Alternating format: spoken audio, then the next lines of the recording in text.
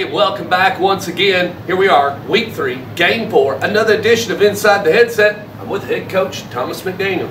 Coach, let's make no bones about it, Friday night was just a classic football game. As they always say, 4 quarters hard fought by both teams, crowd, atmosphere, one of the best ball games I've ever seen. And if you would, just kind of elaborate on it and just and talk a little bit about the Siegel-Oakland game. Oddly enough, I was talking to one of my assistants this morning, and it's hard to believe, we're three games in, fixing to be with our 4th here in just a matter of 2 days, and the season goes by so fast, and I say all that, Stuart, because we just got through playing that game, and there's a lot about that game I don't even remember. Now, after the season, I'll be able to go back and look at it more and remember, but things happen so quickly, and there's so many, that game in particular, there's so many kind of momentum swings and shifts in the game that it was definitely a classic. It was, a good. It had to be a great game to watch. It was really a tale of 2 halves for both teams. It was 7-3 at halftime. I think we did a tremendous job defensively in the first half of defending them, and a couple bounces of the ball here or there, and we might have had a few more opportunities, but ultimately Siegel played their tails off. Our kids fought hard. Both teams were well represented in the game, and I felt like when it was all said and done, we probably made a few less mistakes than they did, and we've got a little bit more experience, and that was probably the biggest difference. Not particularly that impressed with the way we played, to be honest. We made too many mistakes on offense as far as blocking schematic wise, and probably a little predictable at times, a little too conservative, and that was my fault, just because I wanted to try to keep them off the field offensively, and and wear them down, and obviously run the clock, but they're probably a little too predictable. But all that being said, people, I say people say this, I know they say it because it gets back to me, and it doesn't bother me, but yeah, we can have 8 guys on the line of scrimmage or 9 guys on the line of scrimmage, and they're going to pack it down in there. You can pack them all down in there. We still got to be able to block them. And we were 1 block away, on multiple occasions from busting big plays, and we can't be 1 block away. You got to get them all blocked. And so a lot of things that we can go back and correct, that we have tried to correct. All that being said, though, there are still some areas offensively that we got to improve. Obviously, in the passing game, it's something we're focusing on a lot right now. But great football game, very physical on both sides. Both teams, just a great kind of I don't know, symbolic of what our county kind of represents as far as football. Great night, great crowd. Student sections were awesome. It was just it's one of those games why 7 AAA is so special. Tell you what, and I got to compliment the coaches, man. They had a heck of a package for you, didn't they? And that was offense and defense. I mean, they brought some different schematics towards you that you probably hadn't seen until that night. Defensively, they jumped in a couple fronts we weren't used to, but it wasn't a problem. Shouldn't have been a problem, but it was. And like I said, it's a learning experience. Offensively, they really didn't do a whole lot out of the ordinary. It was just a matter of us getting a feel. And I thought we really got a beat on what they were doing early. And like I said, in the first half, I don't think we could have defended them any better. That being said, a couple of their big plays in the second half, we're an unblocked player away who misses a tackle, or somebody that gets in the wrong gap, or something that one person cost us big time on defense, and that's something. A lot of real estate. Yeah, I mean, our defense understands where their fits are usually, and like I said, we did a lot of great things, but one guy makes one mistake against them, and it turns into 50 yards. So we also capitalized on some things too. We had the big fumble recovery that Emmanuel had a big interception. Turnovers were one of the key differences in the ball game. We didn't turn the ball over, and they did, and I thought ultimately that was one of the biggest determiners of the outcome. But a lot we can still improve on, and right now that's what we're doing, is just focusing on what Oakland can do to get better. Publicly, can you discuss what you're doing? You mentioned that passing game and stuff. What are you trying to do? Is it just routes or signals, or just just working to get better in the passing game, or what? Can you elaborate a little bit? I mean, you say publicly, I don't care. I'll just air it out. It doesn't matter.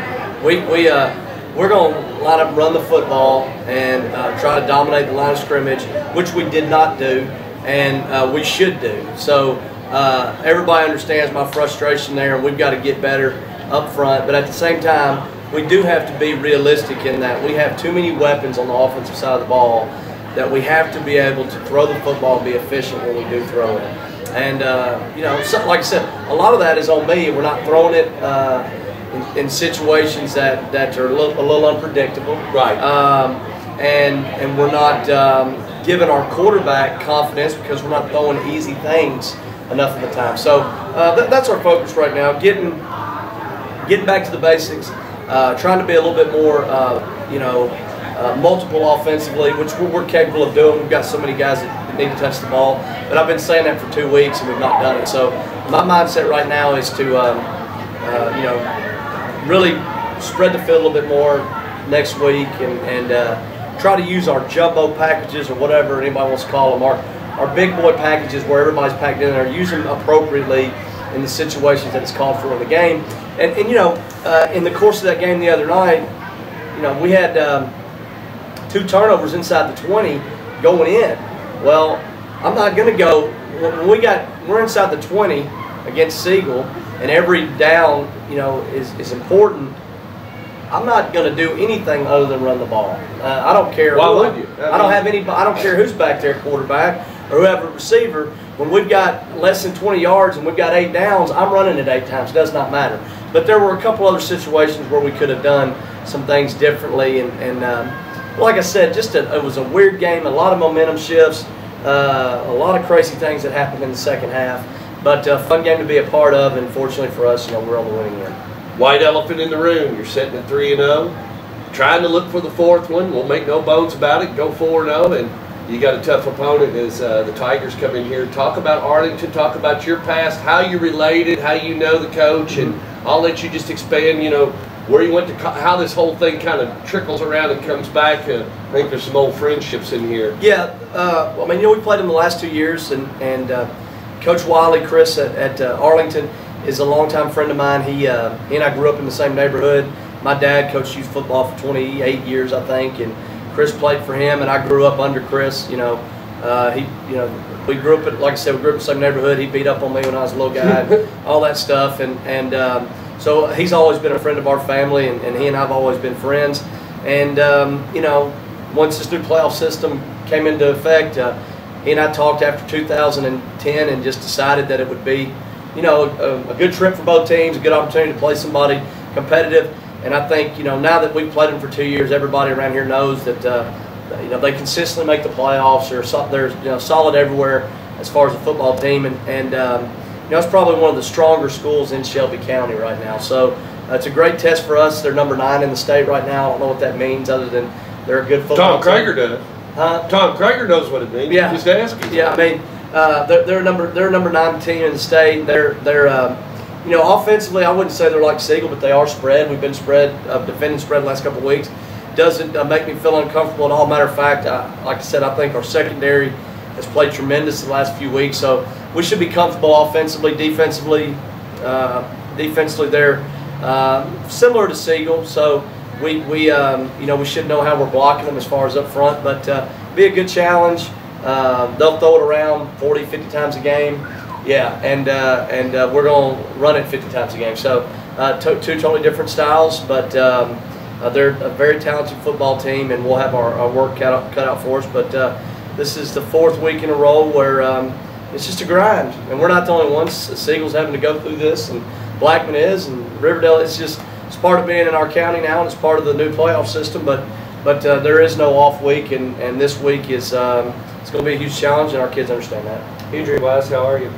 We're good. I mean, we continue to be very fortunate, and I'm not going to say we're not nicked up and banged up a little bit. It was a extremely physical game last Friday, and guys have been sore, and we're borderline tired in some spots. But today's Wednesday. We'll have we'll still put the pads on today and thump it a little bit, and then tomorrow back off of them pretty pretty much just the point of being mostly mental and a walkthrough. So we should be fine. We've been very blessed at this point. Last but not least, just overall, what's the team's personality? I mean, as far as are they enjoying the win? Do they understand they still have to go back out to work? I mean, where is that? Where are they as far as are you satisfied with them being turned up, ready to play when it comes Friday night? You know what I'm talking about. You know, you look at them, you see that game face, and you know these guys are dialed up. We're going to be okay. They know. I think so. I mean, I still think our guys understand there's still a lot of football left to be played. Yes. There's a lot that we still have to prove to live up to the hype. And honestly, I don't worry about it. I don't worry about it too much. I mean, okay. you know, they're either going to be ready or they're not. You know, and I've tried every trick in the book about getting people ready. I mean, I pulled out every stop known to man last week as far as doing things at the pep rally, breaking out new uniforms. I mean, if there was something that could be done, I did it last week.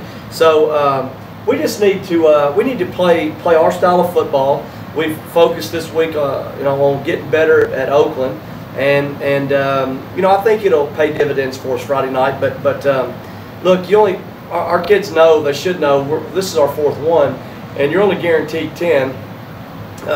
And so we're almost halfway through the season, and which is crazy to think about it like that, but it's the truth. And you better take advantage of every opportunity. And again, I know we talk about it with our kids, but we're so fortunate and blessed to play it in a league and at a school where football's important. It matters. It's a big deal. Friday nights are fun. I mean, you know, we've got a bunch of parents and fans that are tailgating before the game now, and our student section is great. And man, we could be a lot worse. You know what I'm saying? Oh yeah. And so stadium looks awesome. Just all those things. It's just I'm proud where our program is, and but ultimately it's all about the W's, and we got to keep getting better. And I think, you know, we kicked the ball off at 7 o'clock. Our kids are competitive. They want to win. And you know, I'm sure that this week we'll come ready to fight, and it'll be fun. There you go. So Friday night, right here, I'm coming to that game. We'll have a double view, up and lower, and that'll be at 7 o'clock. The Arlington Tigers and the Oakland Patriots will come out to Ray Hughes Stadium. That's right. All right, 7 o'clock. We'll see you there.